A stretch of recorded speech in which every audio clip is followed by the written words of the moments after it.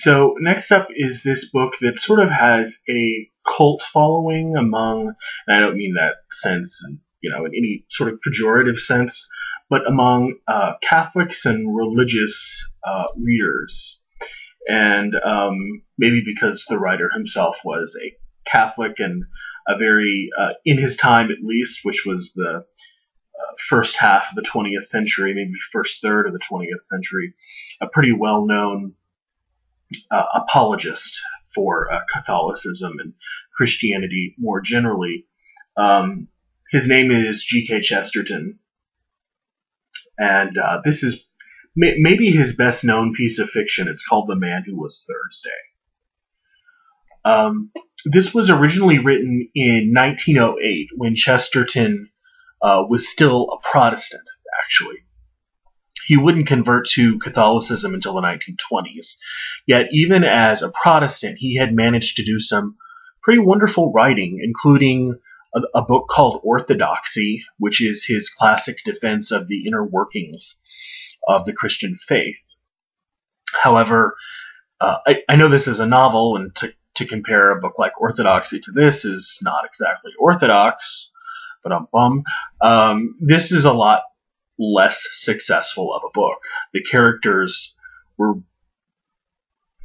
so obviously meant to be symbols that you can't really see them as anything else. I mean, have you ever read a book like that where you can just tell that the character is being used as a cipher, and that the author, because of that, can't see the humanity, can't see the actual person behind the character themselves? This is one of those books. Let me tell you a little bit about it, maybe plot spoilers or anything. So, the main struggle Chesterton represents in the book, relentlessly forced down your throat until you almost can't bear it anymore. Very, very frustrating, even though it's short. Is that of anarchy versus order. At least that's what I took away from it. There's this guy named Gabriel Sim, who is this sort of paladin of law and order, and he's a member of the Scotland Yard division that keeps an eye on political anarchists.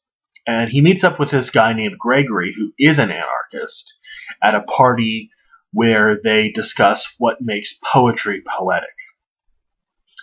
What does make poetry poetic? Is it law? Is it rationality? Is it reason?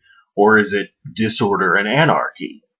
And Syme suggests that Gregory is only a tongue-in-cheek anarchist, since he rightfully claims that total anarchy would never be able to accomplish its political goals.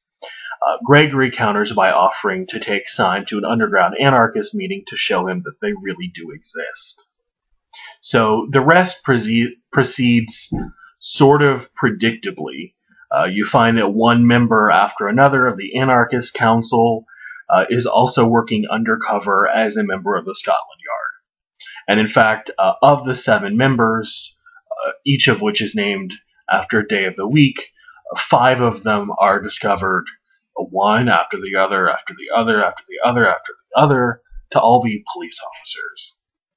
I mean, the first 1 or 2 times it's surprising, and then by the 5th time, and I think, it was 5, give or take 1 or something, you're almost rolling your eyes. By the end, you find out that not even the leader of the group, Sunday, is an anarchist. Instead, he too has been a force for good.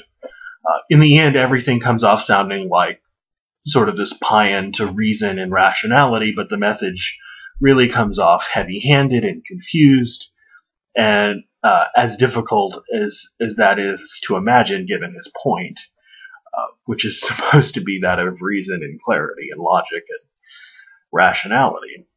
Maybe it was the overt force of the message mixed with the phantasmagorical style on top of the need for Chesterton to turn absolutely everything into a symbol with some sort of latent content, which he wants to make absolutely explicit, so he beats you over the head with it.